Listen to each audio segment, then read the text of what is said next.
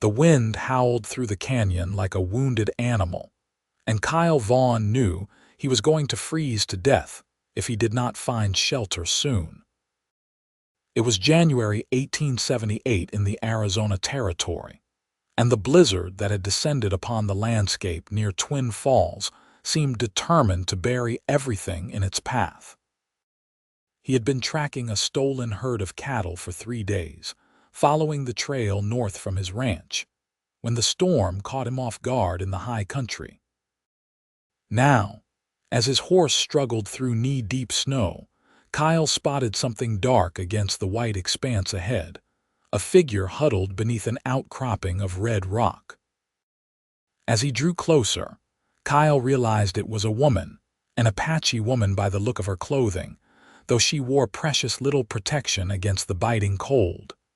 She was curled into herself, shivering violently, her lips already taking on a bluish tint. Without thinking, Kyle dismounted and shrugged off his heavy sheepskin coat, the one his mother had sent him from Texas before she passed. The cold hit him immediately, stealing his breath, but he wrapped the coat around the woman's shoulders. Her eyes flew open, dark and suspicious, studying him with the wariness of a cornered animal. She spoke in Apache, words he did not understand, but her tone was questioning, confused. When he did not respond, she switched to heavily accented English. "Why?" Kyle crouched beside her, already feeling the cold seeping into his bones through his wool shirt. "Because you are cold." She stared at him as if he had spoken in tongues, as if kindness from a white man was so foreign a concept that she could not process it.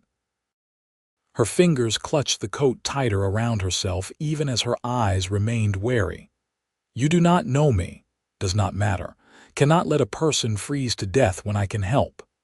Kyle glanced up at the darkening sky, snow still falling in thick sheets. "We need to find shelter. There is a lined shack about 2 miles west of here. Can you ride?" The woman tried to stand, but her legs gave out beneath her. Kyle caught her before she fell, feeling how cold she was even through the coat. She pushed weakly at his chest, pride fighting against necessity. "I can walk."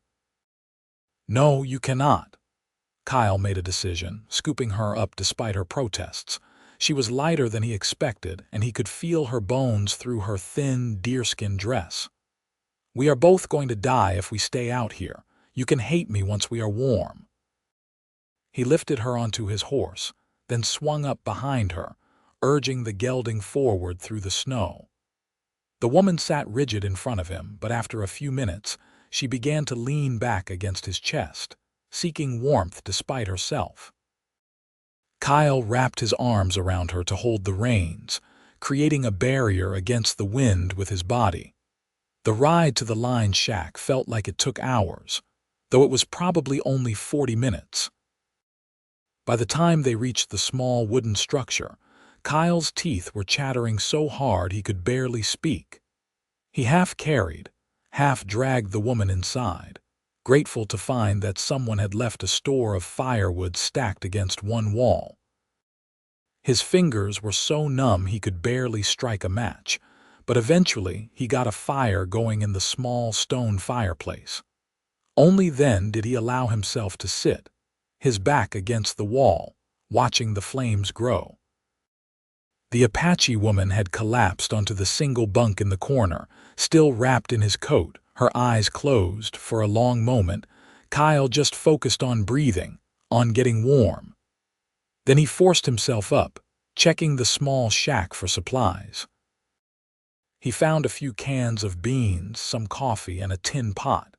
It was not much, but it would keep them alive until the storm passed. He set about making coffee, the familiar routine helping him focus through his exhaustion. "What is your name?" The woman's voice startled him. She had sat up on the bunk, watching him with those dark, intelligent eyes. "Kyle Vaughn. I have a ranch south of here near Twin Falls." She was quiet for a moment, then said, "Sara Bryant." The English name surprised him, and she must have seen it on his face because something almost like a smile touched her lips. "My mother was white. Taken by the Apache when she was young, she gave me her surname before she died. I am sorry for your loss, Kyle said, meaning it. He poured coffee into 2 tin cups he found on a shelf, bringing one to Sara. Their fingers brushed as she took it, and he felt a strange jolt at the contact. She was beautiful, he realized, now that the immediate crisis had passed. High cheekbones, a strong nose, lips that were regaining their color in the warmth of the fire. Her black hair fell in a thick braid over one shoulder, and her eyes held a depth that suggested she had seen more hardship than most people twice her age. "Why were you out in the storm?"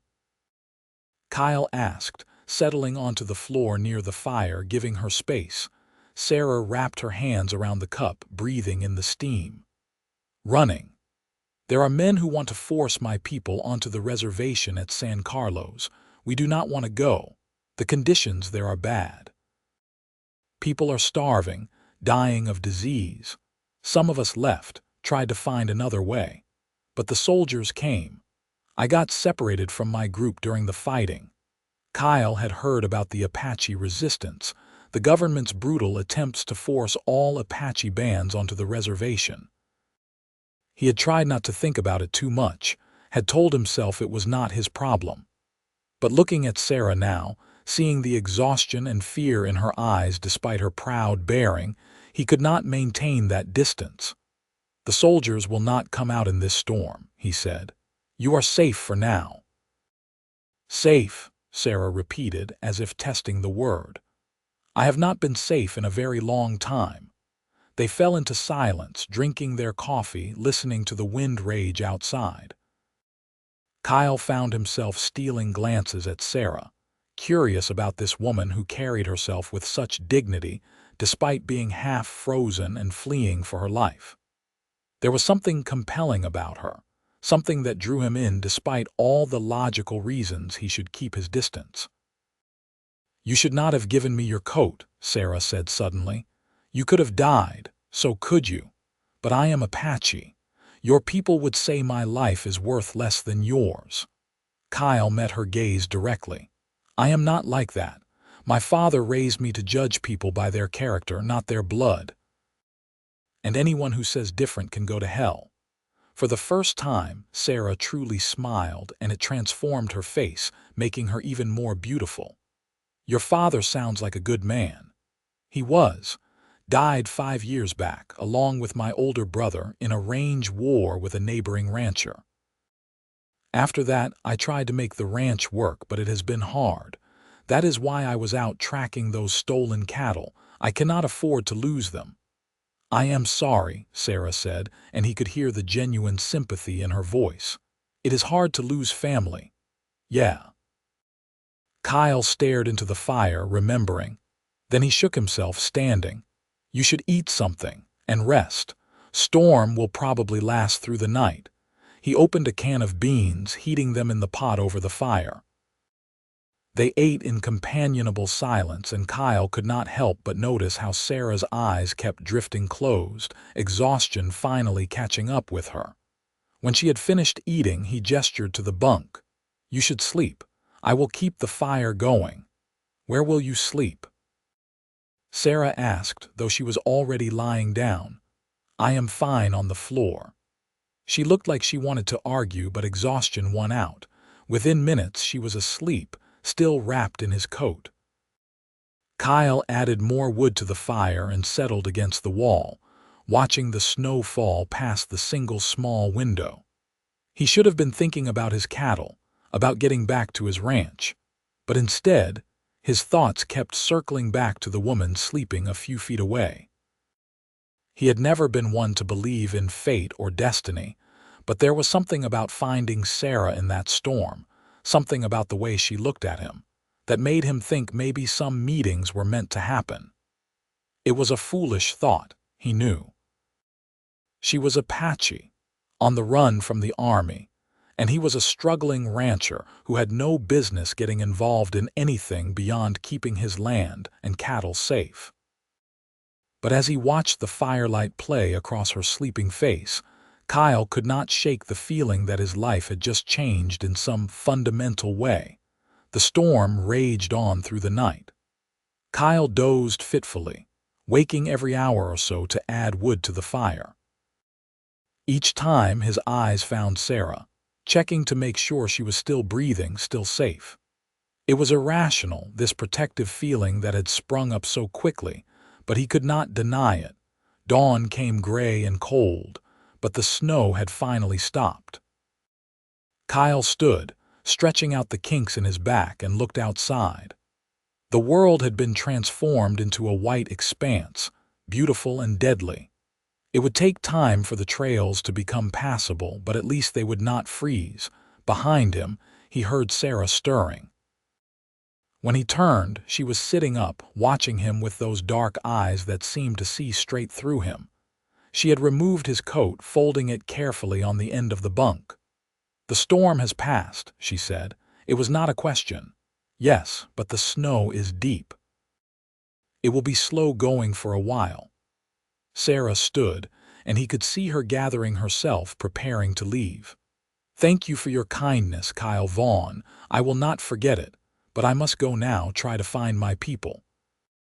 Something in Kyle's chest tightened at the thought of her leaving, walking back out into that cold alone. "At least let me give you some supplies, and keep the coat. You need it more than I do." "I cannot take your coat, you will freeze. I have blankets on my horse. And another jacket in my saddlebag, please." He picked up the coat, holding it out to her. "It is a long way to anywhere from here, and if soldiers are out there, you will need all the help you can get." Sara looked at the coat, then at him, and he could see the internal struggle playing out across her face. Pride versus practicality. Finally, she took the coat, slipping it on over her deerskin dress. It was far too large for her, but it would keep her warm. "I am in your debt," she said formally. "No debt, just stay alive, all right." Something flickered in her eyes, an emotion Kyle could not quite name. Then she nodded and moved toward the door. Kyle's hand shot out, catching her arm. "Wait, at least let me make coffee, give you some food for the journey. Another hour is not going to make much difference, and you will travel better with something warm in your belly." Sara hesitated, then nodded again. They worked together in silence, Kyle making coffee and heating the last of the beans while Sara repacked what little supplies the shack had held. The intimacy of the small space, the domestic quality of the moment, felt strange and right all at once. As they ate, Kyle found himself talking, telling Sara about his ranch, about his dreams of building it into something his father would have been proud of. She listened intently, asking questions that showed she understood ranching better than he would have expected. "My people are good with horses," she explained. "Before the soldiers came, before we were forced to run and hide like animals, we raised horses, traded them. I learned much from my father about how to judge good stock, how to breed for strength and speed." "Your father, is he still alive?" Kyle asked, then immediately wished he had not when he saw the shadow cross her face.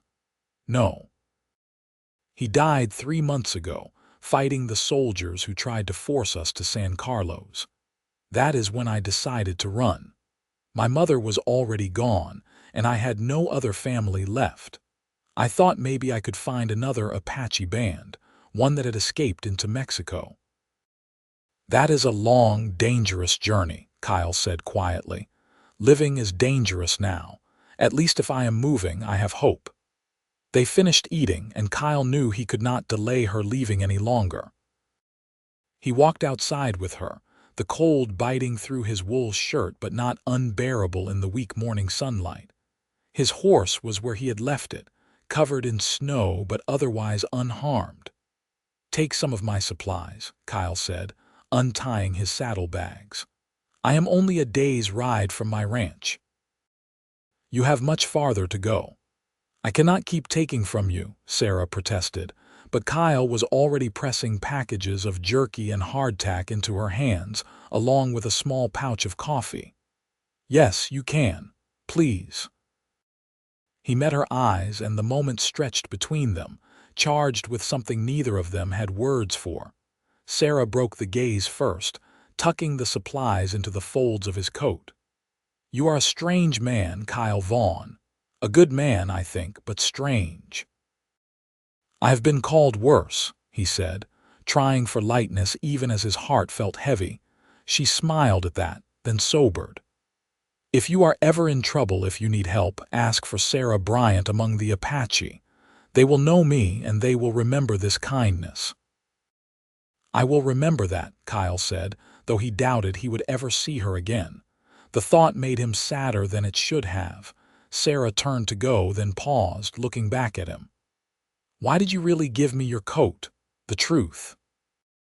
Kyle thought about it, about all the things he could say, all the complex emotions swirling in his chest. But in the end, he gave her the simplest, most honest answer he could. "Because you needed it, and because something in my gut told me you were worth saving." "Worth saving," Sara repeated softly. Then she stepped forward, rising on her toes, and pressed a brief kiss to his cheek. "Goodbye, Kyle Vaughn. May your path be safe." And then she was walking away, a small figure in an oversized coat trudging through the snow toward the tree line. Kyle stood watching until she disappeared from view, his hand unconsciously rising to touch the spot where her lips had been. He told himself he was being a fool as he saddled his horse and headed back toward his ranch.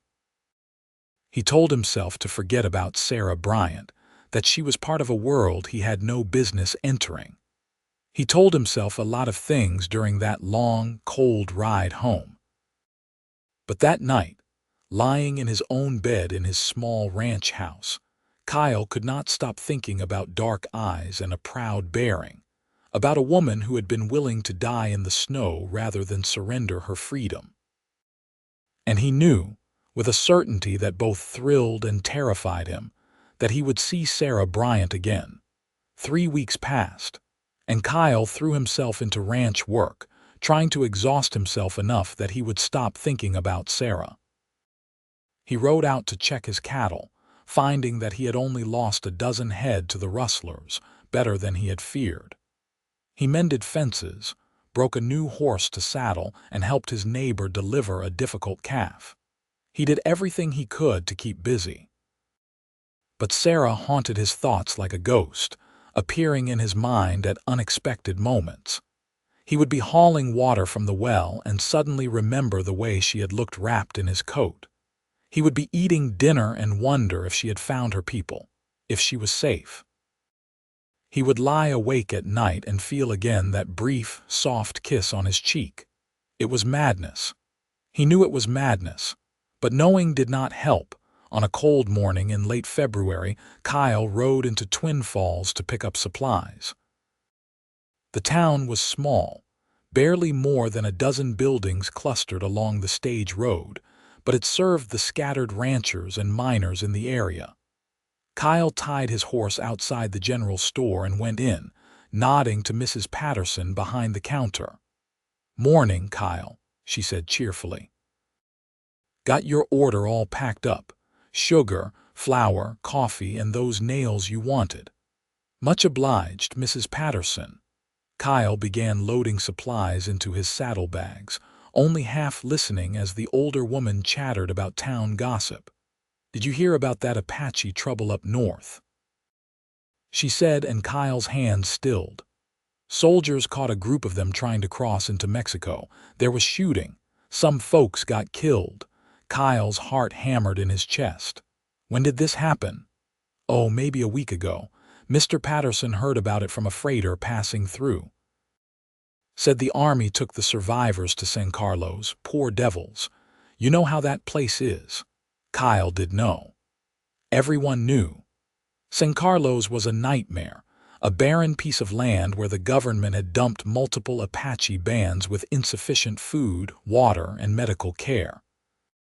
Disease was rampant and people died at an alarming rate. It was a death sentence, just a slower one than a bullet. He finished loading his supplies in a daze, barely remembering to pay Mrs. Patterson before heading outside. Once on his horse, he just sat there, staring at nothing, his mind racing. Had Sara been with that group? Was she dead or locked up on the reservation? The not knowing was a physical ache in his chest. For 3 days, Kyle wrestled with himself. It was not his problem, he kept insisting.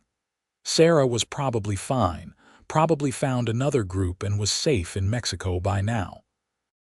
Getting involved would be stupid, dangerous, possibly fatal. He had his own life, his own problems.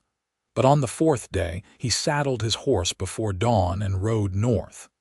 He told himself he was just going to ask around, see if he could find out any information. He told himself he was not going to do anything crazy. He was lying to himself, and he knew it. It took Kyle 2 days of riding and asking careful questions to piece together what had happened.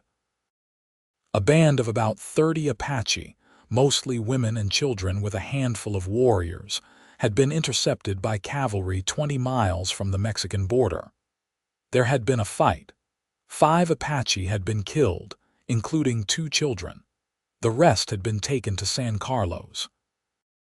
Kyle's stomach churned as he listened to a sympathetic trader describe the scene.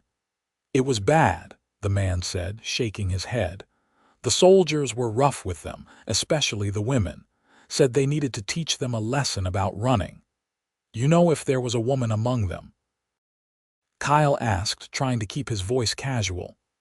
Younger, maybe 20 years old, wearing a sheepskin coat, the trader gave him a strange look. Might have been. Why do you ask? No reason. Just heard a rumor, wanted to confirm it. Kyle knew he should stop there, should turn around and go home. Instead, he found himself riding toward San Carlos, a journey that took another 3 days. As he got closer to the reservation, he saw more evidence of its grim reputation. Apache people walking along the road, thin and listless, their eyes empty of hope. Soldiers patrolling with rifles, treating the Apache like prisoners rather than human beings. The reservation itself was worse than Kyle had imagined. Rows of crude shelters, barely more than hovels, housing hundreds of displaced Apache. The land was dry and rocky, unsuitable for farming. People stood around in clusters, with nothing to do and nowhere to go, waiting to die. Kyle rode to the agency building, where a bored-looking clerk sat behind a desk piled with papers. "Help you?" the man asked without looking up. "I am looking for information about a woman who might have been brought here a week or so ago. Apache woman, goes by Sara Bryant." That got the clerk's attention. He looked up, his eyes sharp and suspicious. "Why are you looking for her?" Kyle had prepared a story. "She worked for my neighbor before she ran off. He wants to press charges for theft." It was a lie and not a particularly good one, but the clerk seemed to accept it. He shuffled through some papers, then nodded. "Bryant Sara, brought in with a group 8 days ago. She is being held in the women's section, subsection C. Can I see her?" "Why would you want to do that?" "Need to confirm it is the right woman before I bring my neighbor all the way out here." The clerk considered this, then shrugged. "I suppose that makes sense. But you got 5 minutes, and a guard goes with you. We have had some of these Apache women try to cause trouble." Kyle followed a stone-faced guard through the maze of the reservation, his anger growing with every step. The conditions were inhumane, worse than any prison he had seen. Children sat listless in the dirt, too hungry and sick to play. Women worked at cooking fires with barely any food to cook. Men stood in groups, their proud warrior bearing broken by forced idleness and despair. They reached a section of crude wooden structures surrounded by a barbed wire fence. "Women are in there," the guard said. 5 minutes. Kyle stepped through the gate, his eyes scanning the faces of the women watching him with fear and hostility.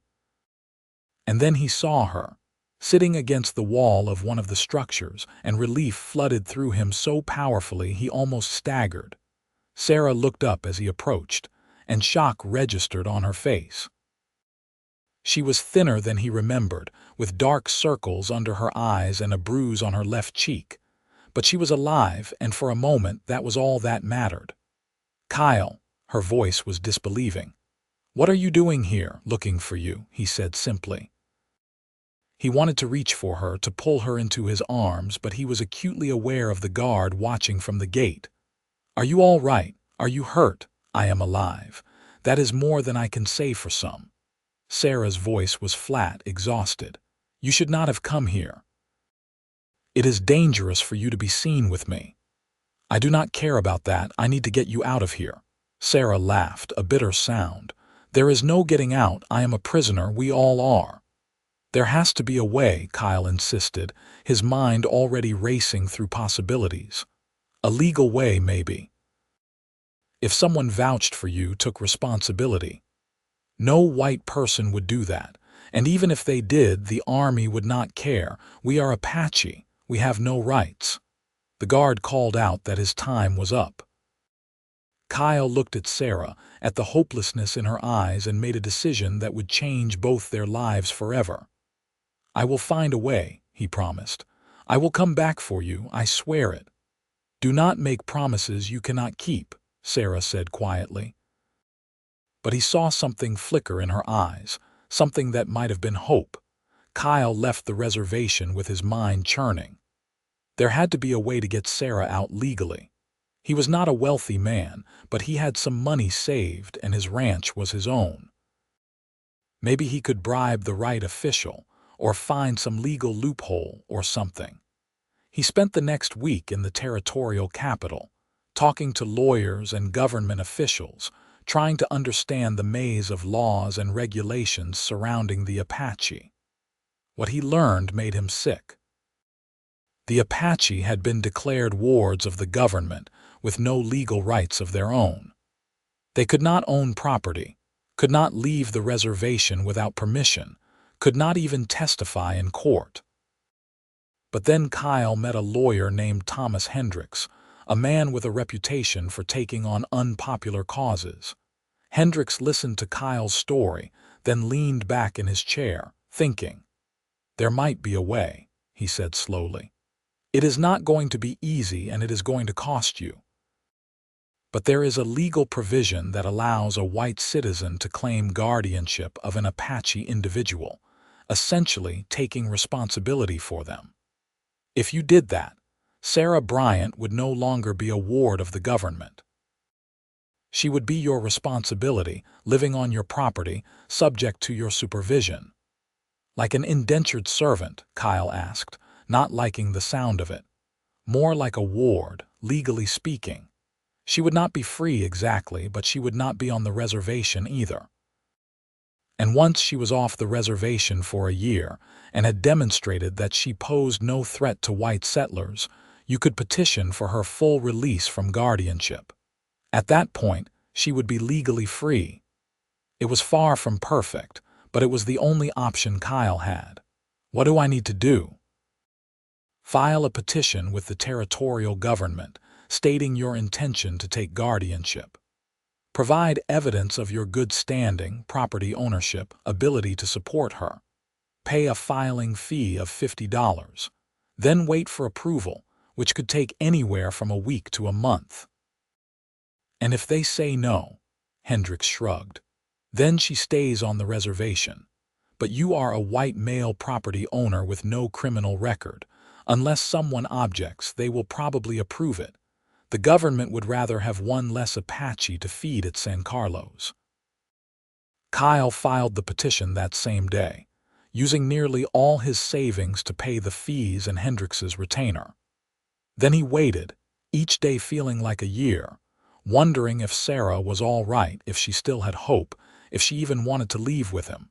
3 weeks later, a letter arrived at his ranch. The petition had been approved. Sara Bryant was now legally his ward, and he could collect her from San Carlos at his convenience. Kyle rode north the next morning, pushing his horse hard, desperate to get Sara out of that place.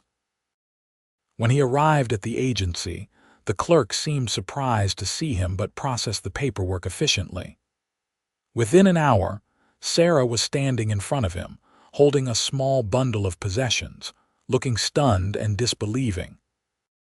"I told you I would come back," Kyle said, unable to keep the smile off his face. Sara just stared at him, her eyes shining with tears she refused to let fall. "How did you do this? Does it matter? You are coming home with me. You are safe now." The ride back to Kyle's ranch took 3 days, and Sara barely spoke during the journey. Kyle gave her space, knowing she needed time to process everything that had happened.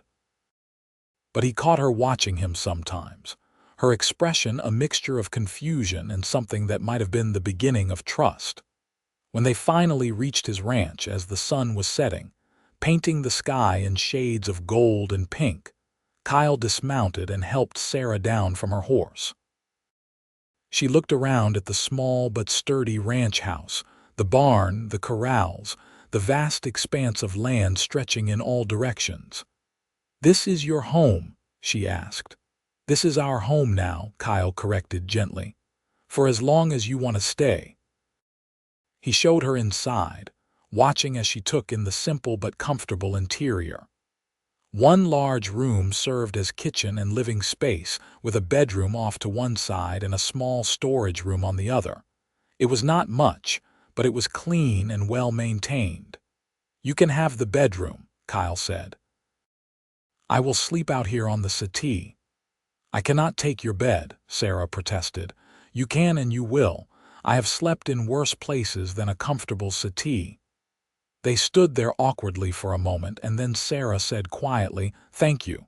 I know what you did, what you risked for me. I do not understand it, but I am grateful." "You do not need to thank me," Kyle said. "I just did what was right." Over the following weeks, they settled into an uneasy routine. Kyle worked the ranch during the day while Sara stayed close to the house, clearly uncomfortable being in such an unfamiliar environment. She was quiet and watchful, jumping at unexpected sounds, often staring out toward the horizon as if expecting soldiers to appear at any moment. Kyle tried to give her space while also making sure she knew she was welcome. He taught her how to work the water pump, showed her where he kept the food supplies, explained the workings of the ranch. Slowly, gradually, Sara began to relax, the tension leaving her shoulders, the wariness fading from her eyes. One morning, Kyle came in from checking the cattle to find Sara standing over the stove, cooking breakfast. The smell of coffee and bacon filled the small house, and for a moment, Kyle just stood in the doorway, struck by how right the scene felt. "I hope you do not mind," Sara said, glancing at him over her shoulder. "I wanted to do something useful. You have done so much for me, and I have just been sitting here like a burden." "You are not a burden," Kyle said firmly, but he could not deny he was touched by the gesture. They sat down to eat together, and for the first time the conversation flowed naturally. Sara asked him questions about ranching, about the land, about his life before he found her in the snow. Kyle answered honestly, also asking her about her childhood, her parents, her life before the soldiers came. He learned that Sara was 22 years old, 3 years younger than himself. Her mother had been a schoolteacher from Ohio, captured during a raid when she was just 16. Instead of being rescued, she had chosen to stay with the Apache, marrying Sara's father and adopting their ways. She had taught Sara to read and write English, while Sara's father had taught her Apache traditions and survival skills. "My mother always said I was caught between two worlds," Sara said, staring into her coffee. "Not quite white, not quite Apache. She said it would be hard, but that I would be stronger for it. I am not sure she was right." "I think she was," Kyle said. "You have survived things that would have broken most people. That takes strength." Sara met his eyes and something passed between them, a connection that went deeper than words. Kyle felt his heart rate pick up, suddenly intensely aware of how beautiful she was, how much he had come to care for her in the short time he had known her. He looked away first, clearing his throat. "I need to ride out and check the fence line in the north pasture. Should be gone most of the day. Will you be all right here?" "I will be fine," Sara said, and she sounded like she meant it. As spring turned to summer, the awkwardness between them faded completely. Sara took over most of the cooking and garden work, proving to have a natural talent for growing vegetables in the difficult Arizona soil. Kyle found himself looking forward to coming home each evening, to sitting down to dinner with Sara, to their long conversations that stretched late into the night. He was falling in love with her. He knew it, could not deny it, but he did not know if he should say anything. Sara was still legally his ward, dependent on him for her safety and freedom. The power imbalance made him uncomfortable with the idea of declaring his feelings. What if she felt obligated to return them? What if she stayed with him out of gratitude rather than genuine affection?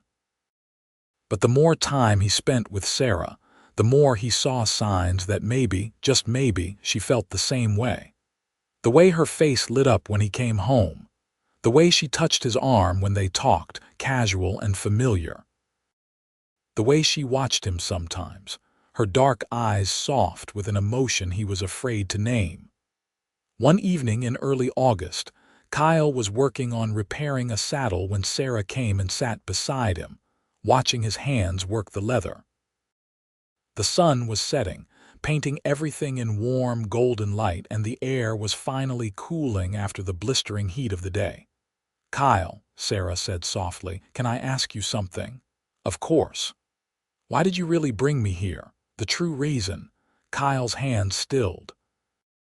He had known this question would come eventually, but he still was not sure how to answer it. Finally, he set down the leather and looked at her, deciding that after everything, she deserved honesty. "Because I could not stand the thought of you suffering in that place," he said.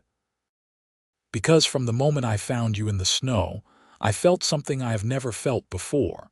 Because I think about you constantly, dream about you, and the idea of not having you in my life is unbearable." Sara's eyes widened, her breath catching. "Kyle, I am still your ward. You are responsible for me. If people find out you have feelings for me, there could be trouble." "I know.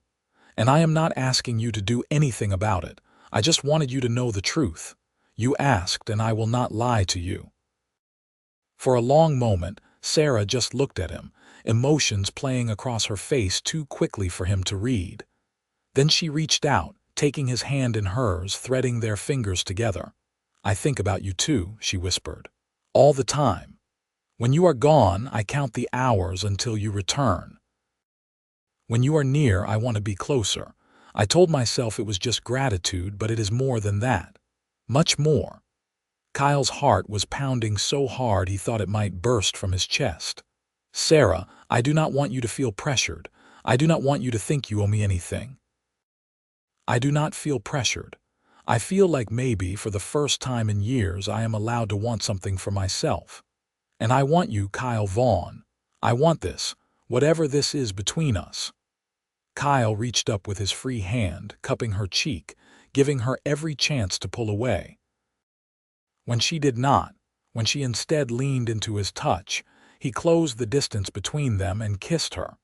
It was gentle and tentative at first, both of them uncertain. But then Sara made a small sound in the back of her throat and pressed closer, and the kiss deepened, becoming something more urgent and real. When they finally broke apart, both breathing hard, Kyle rested his forehead against hers. "I love you," he said, the words coming easily now that he had said them. "I know it is fast, I know it is complicated, but I love you." "I love you too," Sara breathed. "I have loved you since you gave me your coat. I just did not know it then." They sat there in the fading light, holding each other, and Kyle felt a peace settle over him that he had not known since before his father died. This was right. Sara was right. Whatever challenges they faced, they would face them together. Over the following months, their relationship deepened and grew. They were careful in public, knowing that there would be talk if people realized Sara was more than just Kyle's ward. But in private, they allowed themselves to be honest about their feelings, to steal kisses and hold hands and dream about a future together. Kyle began the process of petitioning for Sara's full release from guardianship. It would take time, Hendricks warned, but the lawyer was confident it would eventually be approved. Sara had caused no trouble, had integrated well into ranch life, and had no record of violence or theft. The government would likely be happy to close the case and move on. In the meantime, life on the ranch continued. Kyle taught Sara to ride, and she proved to be a natural horsewoman, just as skilled as she had claimed. Together they worked to improve the property, expanding the garden, repairing the barn, building better corrals. Sara also taught Kyle some Apache, and he found he enjoyed learning her language, feeling like each new word brought him closer to understanding her. Not everything was perfect. There were people in Twin Falls who disapproved of Kyle's arrangement with Sara, who muttered about him living with an Apache woman. Mrs. Patterson stopped being quite so friendly when Kyle came to the store, and he heard whispers when he walked down the street. But there were also people who supported him, like Thomas Hendricks and old Doc Morrison, who treated Sara with respect when she caught a bad cold, and Kyle brought her to town for medicine. One night in late October, almost a year after Kyle had first found Sara in the snow, they were sitting on the porch watching the stars when Sara said, "Kyle, if my petition is approved, if I am legally free, what happens then?" Kyle had been thinking about this question for months, but he still felt nervous as he answered. "That is up to you. You can stay here or you can go wherever you want. You will be free to make your own choices." "What if I choose to stay?" Sara asked softly. "Not as your ward, but as something else, something more." Kyle's heart leaped, but he forced himself to stay calm. "What are you saying?" Sara turned to look at him, her eyes reflecting the starlight. "I am saying that I want to build a life with you. A real life, not one constrained by legal guardianship. I want to be your partner, your equal." "I want that too," Kyle said. "More than anything. But Sara, you need to be sure. Once you are free, you could go to California or back to Mexico or anywhere. You do not have to tie yourself to a struggling rancher in Arizona." "I am not tying myself to anything. I am choosing you. I am choosing this life we are building together." Sara took his hand, squeezing tight. "Kyle, will you marry me once I am free?" Kyle laughed, a sound of pure joy. "I was supposed to ask you that question. Maybe. But I am tired of waiting for things to happen. I want to make them happen." "Then yes," Kyle said, pulling her into his arms. "Yes, I will marry you. Nothing would make me happier." They kissed under the stars, and Kyle felt like his heart might explode from happiness. He had found his coat to a freezing Apache woman in a snowstorm, and she had somehow become his entire world. The petition for Sara's release was approved in December, almost exactly a year after Kyle had found her. Hendricks delivered the news personally, riding out to the ranch with a bottle of whiskey to celebrate. Sara Bryant was now legally free, with all the rights and responsibilities of any other citizen of the Arizona Territory. Kyle and Sara were married a week later in a small ceremony at Doc Morrison's house, with the doctor and his wife serving as witnesses. It was not the big wedding Sara's mother might have dreamed of, but it was real and honest and full of love. Sara wore a simple blue dress they had bought in Twin Falls, and Kyle wore his best suit. When they said their vows, there were tears in both their eyes. The first few months of married life were blissful. Sara transformed the ranch house into a true home, adding curtains and rugs and small touches of beauty. Kyle worked harder than ever, determined to provide for his wife, to build something lasting.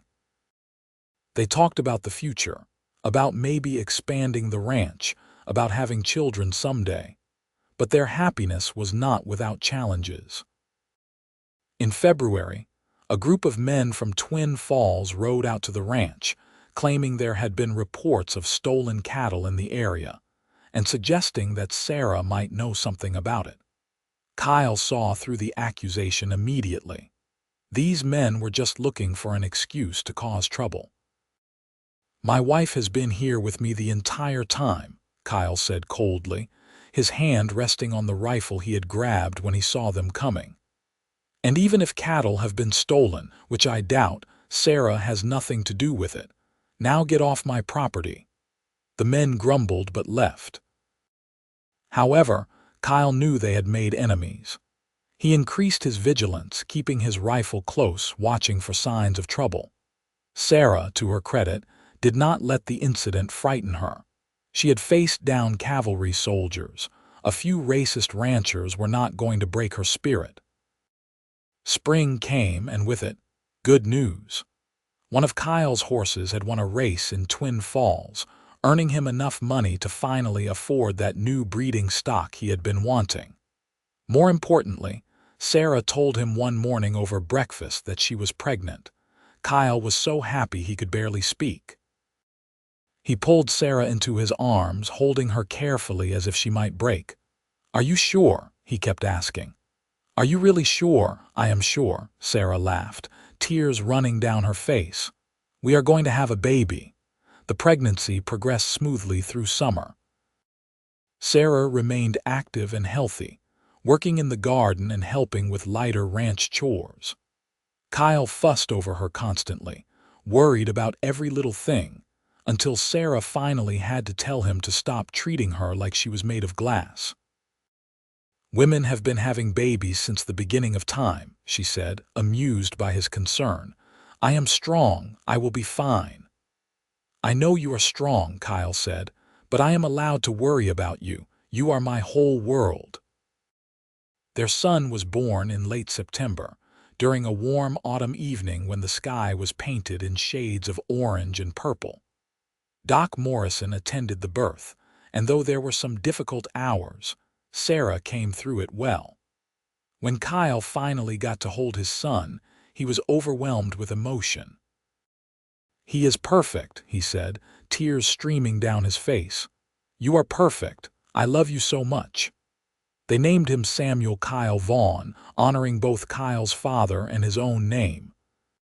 Samuel had his mother's dark hair and eyes, and even as a newborn, he had a strong, determined expression that made both his parents laugh. Life settled into a new rhythm with a baby in the house. It was exhausting and overwhelming and wonderful all at once. Kyle found himself working twice as hard to support his growing family, but he did not mind. Coming home to Sara and Samuel made every difficult day worth it. When Samuel was 6 months old, Sara discovered she was pregnant again. This time Kyle was better prepared, though no less excited. Their daughter, Lillian Sara Vaughn, was born in early spring, smaller than her brother but with an equally strong spirit. The years passed in a blur of happiness and hard work. Kyle's ranch prospered, partly through his skill and determination, but also because Sara proved to have excellent instincts for horse breeding. The horses they raised became known for their quality, and buyers started coming from as far as New Mexico to purchase from them. Samuel grew into a bright, curious boy who loved helping his father with the horses. Lillian was quieter but equally determined, with her mother's gift for growing things. The garden flourished under her care, even as young as she was. When Samuel was 5 and Lillian was 4, Sara told Kyle they were expecting another child. This time, the pregnancy was harder and Kyle worried constantly. But Sara remained strong, and in late autumn, they welcomed another daughter, Rose Helen Vaughn. Kyle looked at his 3 children playing in front of the house one evening, while Sara prepared dinner, and he was struck by how much his life had changed in the 7 years since he had found a freezing Apache woman in a snowstorm. He had been alone then, struggling to keep a failing ranch going with no real hope for the future. Now he had everything he had ever wanted and more. A wife he loved beyond measure, 3 beautiful children, and a ranch that was finally thriving. It had not been easy. There were still people in Twin Falls who looked down on his mixed family, who muttered about white men marrying Apache women. But there were also people who respected Kyle and Sara, who saw the life they had built and admired their strength. Kyle walked into the house, coming up behind Sara at the stove and wrapping his arms around her waist. She leaned back against him, comfortable and content. "What are you thinking about?" she asked. "About how lucky I am. About how one moment of kindness changed everything." Sara turned in his arms, reaching up to touch his face. "You gave me more than kindness that day. You gave me hope when I had none. You gave me a reason to keep living. And then you gave me love and family and a home. You gave me everything." "You gave me everything too," Kyle said, kissing her softly. "You took a lonely cowboy and made him the happiest man in the territory." They stood there for a moment, holding each other, before Samuel came running and asking if dinner was ready, and Lillian followed close behind, demanding to know where her favorite doll had gone. Sara laughed and pulled away to deal with the children, and Kyle went to check on baby Rose. That night, after the children were finally asleep and the house was quiet, Kyle and Sara sat on their porch as they often did, watching the stars. The air was cool but not cold, and Sara was wrapped in a shawl Kyle had bought her for her birthday. "You ever think about that day in the snow?" Kyle asked. "When I found you?" "All the time," Sara said. "I think about how close I came to dying, how I had given up hope. And then this strange cowboy appeared and gave me his coat, as if it was the most natural thing in the world." "It was natural," Kyle said. "You needed help and I could help. It was that simple." "It was never that simple," Sara disagreed. "Most men would have ridden past, told themselves it was not their problem, but you stopped. You risked your life for a stranger. That is not simple. That is extraordinary." Kyle shook his head. "I am not extraordinary. I just did what felt right." "That is what makes you extraordinary," Sara said, taking his hand. "Your goodness is so natural to you that you do not even recognize it. But I recognize it, Kyle. Every single day I see it and I am grateful for it." They fell into comfortable silence, and Kyle thought about the question Sara had asked him that day in the line shack, when he had first given her his coat. She had asked why, and he had said because she was cold. It was such a simple answer, but it had been the beginning of everything. Sometimes the simplest acts of kindness had the most profound consequences. A coat given to a freezing woman became a love story, became a marriage, became a family, became a life neither of them could have imagined. And Kyle would not change a single moment of it. He looked at Sara, at the woman who had somehow become the center of his universe, and felt a surge of love so strong it almost overwhelmed him. "I would do it all again," he said suddenly. "If I had to live my life over, make all the same choices, I would do it all exactly the same. Just to end up here with you." Sara's eyes glistened with tears. "So would I. Every hardship, every difficulty, it was all worth it to find you." They kissed, soft and sweet, a reaffirmation of their love and commitment. When they pulled apart, Sara rested her head on Kyle's shoulder, and they sat together in the peaceful darkness, surrounded by the life they had built. Inside the house, their children slept peacefully, safe and loved. The ranch spread out around them, solid and prosperous, a testament to hard work and determination. The stars wheeled overhead, ancient and constant, bearing witness to this moment of perfect contentment. Kyle thought about his father, wished he could have met Sara and the children. He thought about Sara's parents, hoped they would have approved of the life she had chosen. He thought about all the choices and chances that had brought them to this moment, and he was grateful for every single one. "Kyle," Sara said softly, her voice drowsy, "tell me again about that day. About finding me in the snow." It was a story she asked for often, and Kyle never tired of telling it. "It was the coldest day I can remember," he began, his voice low and soothing. "The snow was coming down so hard I could barely see. I was half frozen myself, thinking I might not make it.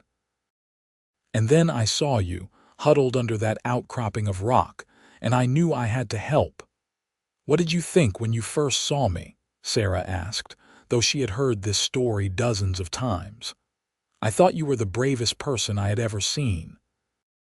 Half frozen, barely clothed, but still fighting to survive.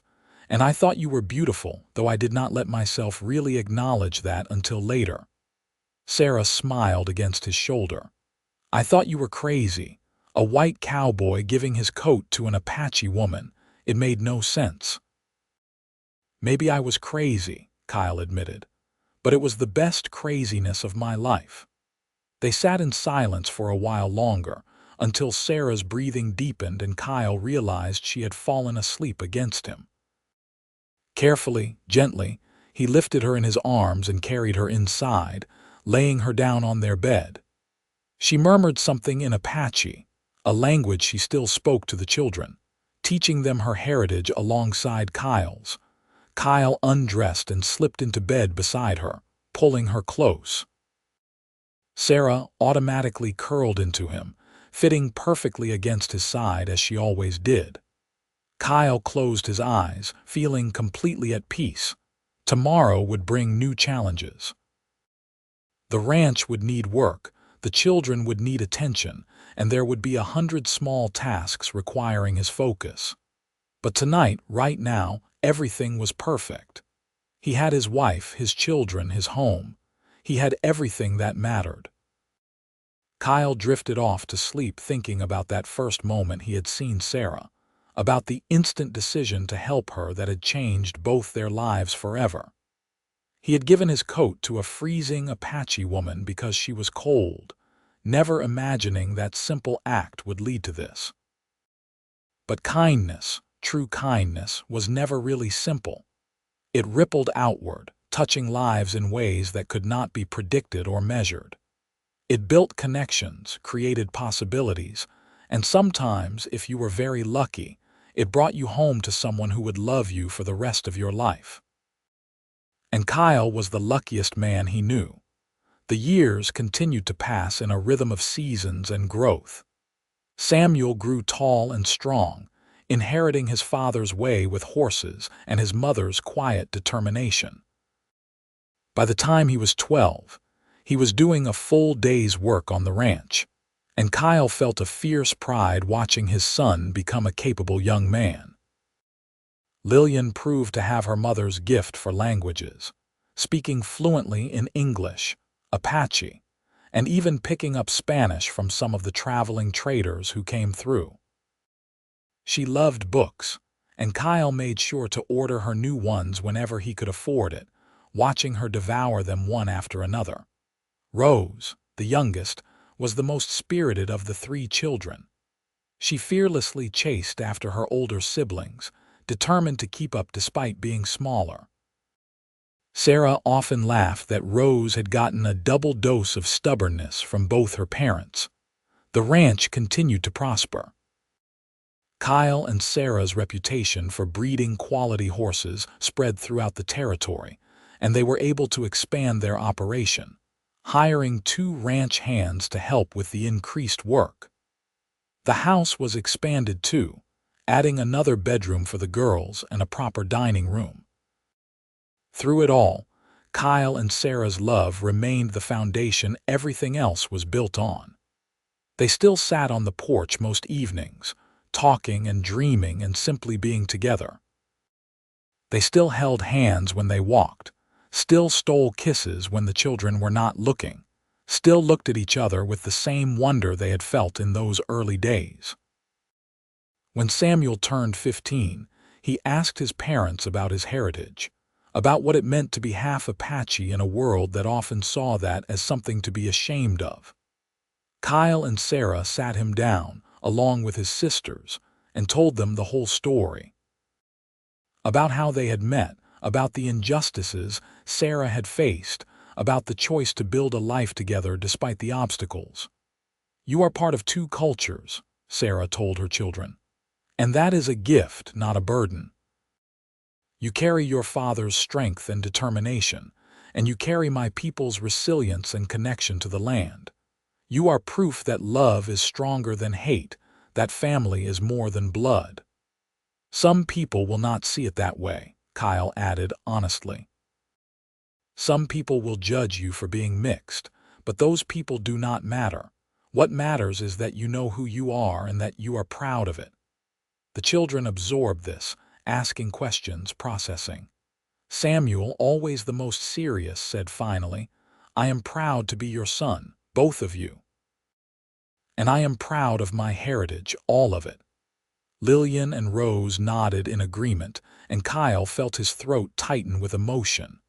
These children, this family, it was more than he had ever dreamed of having. Life was not without its sorrows.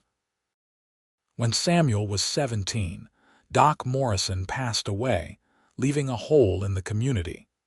The old doctor had been one of their first supporters, one of the few people who had treated Sara with respect from the beginning. They mourned him deeply. There were droughts that tested their resources, and one terrible winter when they lost a quarter of their herd to disease. There were still occasional incidents of prejudice, though these became less frequent as the years went on, and the Vaughn family proved themselves valuable members of the community. But there were far more joys than sorrows. Samuel's first successful horse sale on his own, when he negotiated a deal that earned the family more money than Kyle had expected. Lillian winning a prize at the territorial fair for her vegetable preserves. Rose learning to break horses with a gentle touch that amazed even her experienced parents. Kyle's hair began to gray at the temples, and Sara's face gained the lines that came with years of smiling. They grew older together, their love deepening and maturing like fine wine. The passion of their early years mellowed into something even more profound, a partnership so complete that they often did not need words to communicate. When Samuel turned 20, he announced that he wanted to start his own ranch, to build something of his own while still partnering with his parents. Kyle helped him select land adjacent to their property, and together they built a small house. 2 years later, Samuel married a young woman named Catherine from a neighboring ranch, and Kyle and Sara gained a daughter-in-law they adored. Lillian, to everyone's surprise, announced at 19 that she wanted to become a teacher. She had been corresponding with a women's college in California, and they had accepted her as a student. It meant leaving the ranch, leaving the family, and Kyle struggled with the idea of his daughter going so far away. But Sara supported Lillian's decision wholeheartedly. "She has dreams beyond this ranch," Sara told Kyle. "We cannot clip her wings just because we want her close. We raised her to be strong and independent. Now we have to trust that."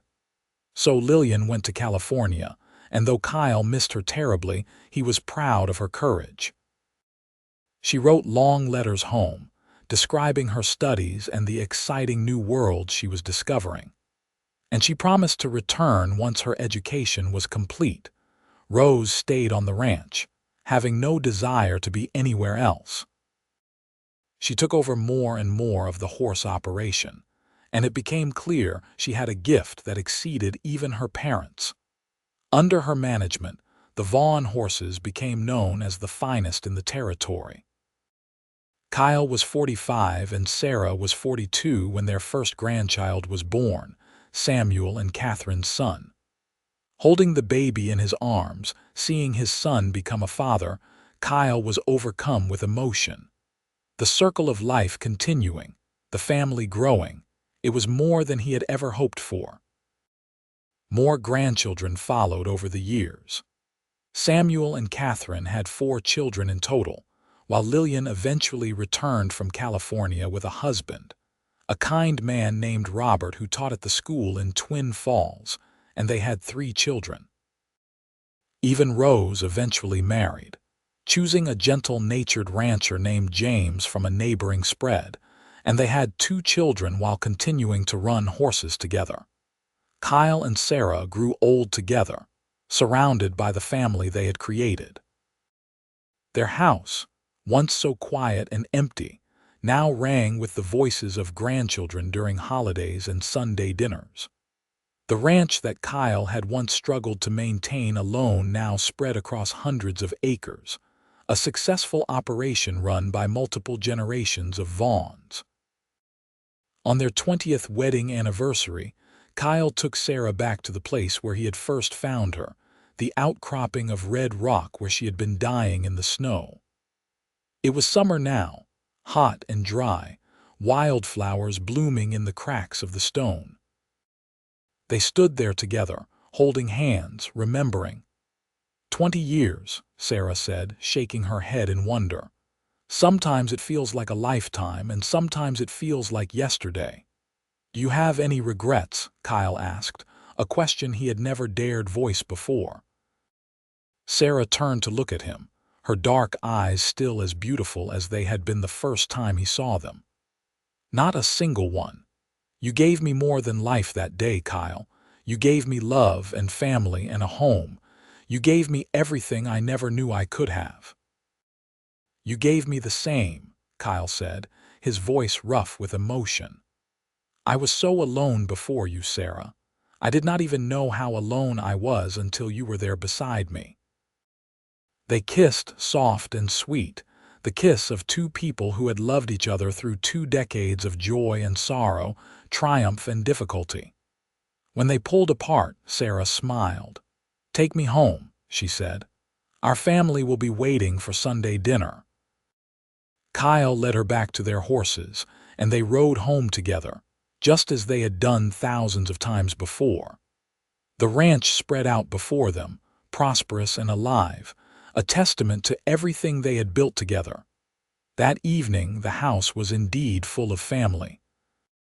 All their children and grandchildren gathered around the expanded dining table, talking and laughing and filling the air with warmth.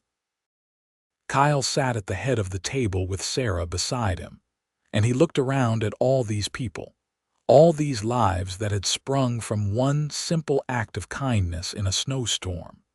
Samuel was telling a story about one of his horses, gesturing widely and making his children laugh. Lillian was deep in conversation with Robert about some book they had both read. Rose was showing her youngest daughter how to properly fold a napkin, patient and gentle. The grandchildren ranged in age from infant to teenager, each one precious and unique. Kyle reached over and took Sara's hand under the table, squeezing gently. She squeezed back, and when he looked at her, he saw his own contentment reflected in her eyes. This was what happiness looked like. Not some distant dream or abstract concept, but this room, these people, this moment.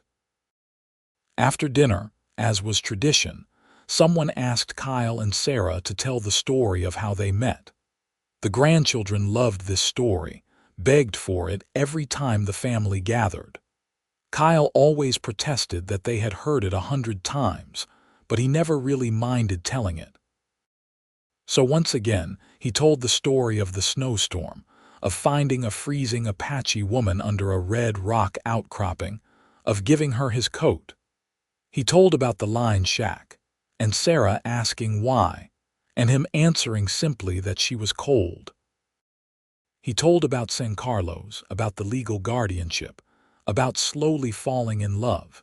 Sara added her parts, talking about her fear and suspicion at first, about gradually learning to trust, about realizing that Kyle was different from any man she had ever known. The children listened, rapt, even though they knew every word. The moral of the story, Kyle concluded, as he always did, is that kindness matters. One small act of kindness can change everything, can change the world or at least your corner of it. And love matters, Sara added.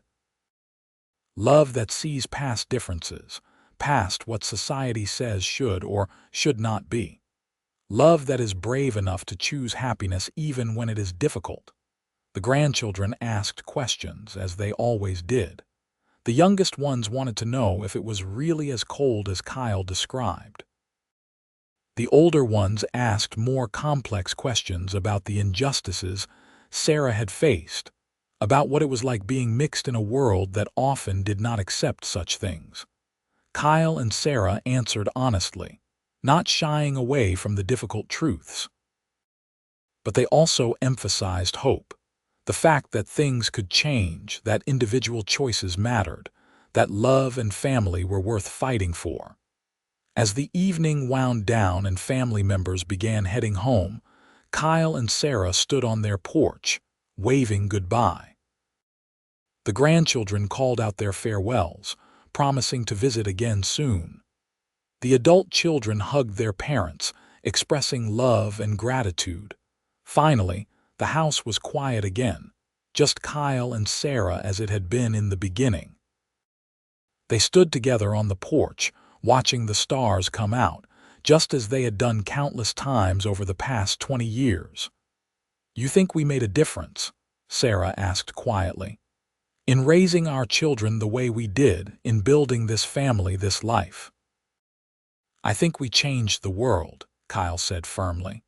"Maybe not the whole world, but our part of it. We raised 3 amazing people who are raising their own amazing people. We showed that love can cross any divide. We built something beautiful out of a moment of kindness. If that is not making a difference, I do not know what is." Sara leaned her head on his shoulder, and they stood in comfortable silence. 2 people who had built a life together from almost nothing. The ranch stretched out around them in the darkness, and somewhere in the distance, they could hear the horses moving in their corrals. "I love you," Sara said, words she had spoken thousands of times but which never lost their power. "I love you too," Kyle replied, meaning it just as much as the first time he had said it. "Always have, always will." They went inside eventually, banking the fire and preparing for bed. As they lay together in the darkness, Sara curled against Kyle's side as she had done for 20 years. Kyle thought about how far they had come from that day in the snow. He had been a lonely cowboy with a struggling ranch and no prospects. She had been a desperate woman fleeing for her life with no hope of survival. They had been strangers, separated by culture and circumstance, and every logical reason to stay apart. But Kyle had given Sara his coat because she was cold, a simple act of human kindness that required no thought or deliberation. And from that simple act had sprung this rich, complex, beautiful life. Their love had created a family, had changed minds, had proved that differences did not have to divide. Kyle drifted off to sleep with Sara in his arms, grateful for every moment, every memory, every piece of the life they had built together. It had not always been easy, but it had always been worth it. And he would not change a single thing. The years continued their steady march forward, bringing change and growth as years always do. Kyle and Sara watched their grandchildren grow up, celebrating graduations and weddings, welcoming great-grandchildren into the family. The ranch remained successful under Rose and James's management, with Samuel's spread growing alongside it. When Kyle was 60, he had a health scare that frightened everyone. A pain in his chest that sent him to bed for 2 weeks, doctors shaking their heads and prescribing rest. Sara barely left his side during those weeks, and Kyle realized anew how much they had come to depend on each other, how intertwined their lives had become. He recovered, but the incident served as a reminder that they were not young anymore, that time was precious. Kyle and Sara made a conscious decision to slow down, to spend more time with family, to savor each day rather than always rushing toward the next task. They took rides together in the cool evenings, just the two of them, exploring the land they had worked for so many years. They sat on their porch for hours, talking about everything and nothing. They attended every family gathering, played with every grandchild and great-grandchild, stored up memories like treasures. On their 30th wedding anniversary, the family threw them a huge celebration. It seemed like half the territory showed up, testifying to how much Kyle and Sara had become respected members of the community. Even people who had once disapproved of their marriage came to pay respects, admitting that the Vaughn family was an example of what love and hard work could accomplish. Samuel stood up to make a toast, his own hair now graying at the temples. "To my parents," he said, raising his glass, "who taught me that love is stronger than fear, that kindness matters more than prejudice, and that family is not just who you are born to but who you choose and who chooses you. Everything I am, everything we all are, comes from the example you set. Thank you." There was not a dry eye in the house. Kyle and Sara stood together, holding hands, accepting the love and gratitude of the family and community they had built. It was one of the best moments of Kyle's life.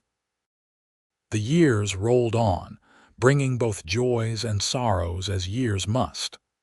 When Kyle was 68, his horse threw him while checking fence line and he broke his leg badly. It took months to heal, and even then he walked with a slight limp. Sara cared for him through it all, patient and loving, just as he had cared for her through various ailments over the years. When Sara was 70, she fell ill with pneumonia, and for weeks, Kyle feared he might lose her. He barely slept, sitting by her bedside, holding her hand, praying to any god that might listen to spare her. Sara pulled through, tough as always, but it reminded them both that their time was finite. They made sure to tell each other every day how much they loved each other, never taking a single moment for granted. They held hands constantly, touched frequently, and expressed their affection openly. Their children and grandchildren saw this and learned from it, carrying that openness into their own relationships. On a warm spring evening when Kyle was 75 and Sara was 72, they sat on their porch as they always did. The sun was setting, painting the sky in those familiar shades of gold and pink. Their great-grandchildren played in the yard, their laughter floating on the evening air. "We did all right, did we not?" Kyle said, watching the children play. "Built something good here." "We did more than all right," Sara said firmly. "We built something extraordinary, a family that spans cultures, that proves love is stronger than hate, a legacy that will continue long after we are gone." Kyle nodded, then said quietly, "I have been thinking about my father lately. Wishing he could have seen all this, met you and the children. I think he would have been proud." "I think about my parents too," Sara said. "My mother would have loved you, Kyle. She would have loved seeing that her daughter found happiness despite everything." They sat in silence for a while, and then Kyle said, "Sara, I want you to know something. These past 47 years since I found you in that snow have been the best years of my life. Even the hard parts were better because I went through them with you. You made me a better man, a happier man. I cannot imagine my life without you in it." Sara turned to look at him, her dark eyes still beautiful despite the lines time had etched around them. "Kyle Vaughn, you saved my life that day. But more than that, you gave me a life worth living. You showed me what love really means, what family really means. Every day with you has been a gift." They kissed, soft and tender, the kiss of two people who had loved each other through nearly 5 decades of life. When they pulled apart, they simply held each other, watching the sun set on another day, grateful for every moment they had been given. Kyle and Sara lived well into their 80s, blessed with good health and sharp minds despite their age. They remained active in ranch life, though they left most of the physical work to younger generations. Their true role became that of family matriarch and patriarch, the center around which everyone else revolved. The family continued to grow and flourish. They lost count of how many descendants they had, but at last count, there were over 40 people who could trace their lineage directly back to Kyle and Sara. Each one carried within them the legacy of that first act of kindness, that choice to love despite every reason not to. On Kyle's 85th birthday, the entire family gathered for a celebration. It was chaos, wonderful chaos, with people of all ages filling the house and spilling out into the yard. Kyle stood in the middle of it all, Sara by his side as always, and felt overwhelmed by gratitude. Samuel, now an old man himself with grandchildren of his own, stood up to speak. "Dad, you are the best man I have ever known, not because you are perfect, but because you are good, because you choose kindness over cruelty, love over hate, understanding over ignorance. You taught us by example how to live, and we are all better for it. Happy birthday, and thank you for everything." Kyle could not speak, too choked with emotion. But he nodded, squeezing Sara's hand, hoping his children and grandchildren and great-grandchildren understood how much they meant to him, how proud he was of all of them. As the evening grew late and people began to leave, Sara and Kyle found themselves alone on the porch one more time. The stars were brilliant overhead, the night air cool and pleasant. Kyle's leg ached from standing all day, and he knew Sara's arthritis was probably bothering her, but neither of them mentioned it. "You remember that first night in the line shack?" Sara asked. "When you made coffee and we sat by the fire, barely knowing each other." "I remember everything," Kyle said. "Every conversation, every moment. My memory might be going for recent things, but those early days with you are crystal clear." "Mine too," Sara said. "I remember thinking you were the strangest white man I had ever met, so kind without wanting anything in return. I did not know what to make of you. And now I know you are exactly what you appeared to be, a good man with a good heart, no hidden motives, no secret cruelty. Just genuine goodness." Sara leaned her head on his shoulder.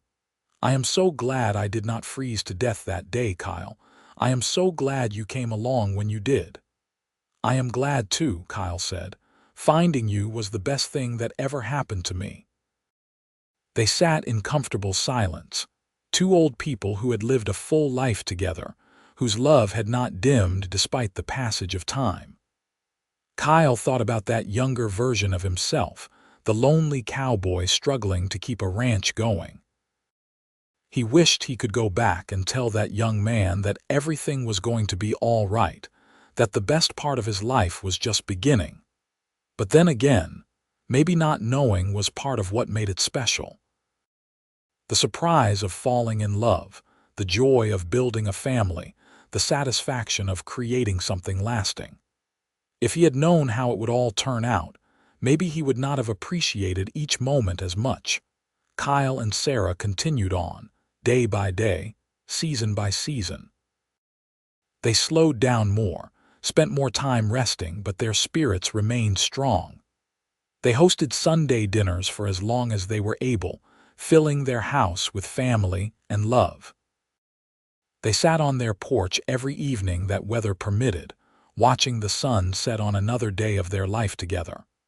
One evening, when Kyle was 87 and Sara was 84, they sat on the porch as usual. The sunset was particularly beautiful, the sky ablaze with color. Sara was quiet, more so than usual, and Kyle glanced at her with concern. "Are you all right?" he asked. Sara smiled, that same beautiful smile that had captivated him nearly 50 years ago. "I am perfect. I was just thinking about how lucky I am, how blessed we have been." "We have been blessed," Kyle agreed. More than I ever dreamed possible. Kyle, if something happens to me, I want you to know that I died happy, that I had everything I could have wanted from life. Nothing is going to happen to you, Kyle said firmly, refusing to acknowledge the fear that clutched at his heart. You are going to live forever, and we are going to sit on this porch until we are both 100. Sara laughed softly. Maybe, but I wanted you to know just in case. And Kyle, when I do go, I do not want you to mourn too long. I want you to remember the happy times, the good times. I want you to celebrate what we had, not grieve what is lost. How am I supposed to celebrate when you are gone? Kyle asked, his voice rough. You are my whole world, Sara. You have been since the day I found you. No, I am part of your world. A big part, yes, but the ranch is yours, the children are yours. You have built so much beyond just our marriage, and I need to know you will be all right. Kyle pulled Sara close, holding her tight. I will be all right because I have to be. For the children, for the grandchildren. But do not ask me not to grieve, Sara. When you go, whenever that is, I am going to miss you every day for the rest of my life. And I will miss you, Sara said, but I will wait for you wherever I go. And we will find each other again, just like we found each other in that snowstorm. They held each other as the sun set, both aware that their time was growing shorter, both grateful for every moment they still had. Neither of them knew that Sara's instinct was right, that she had less than a month left. But in that moment, they had each other, and that was enough. Sara passed peacefully in her sleep 4 weeks later with Kyle holding her hand. She simply did not wake up one morning, her heart finally giving out after 84 years of beating strong. Kyle knew she was gone the moment he woke, felt the absence even before he opened his eyes. The grief was crushing, overwhelming, a physical pain in his chest. But even through the tears, Kyle kept his promise. He did not mourn too long or too publicly.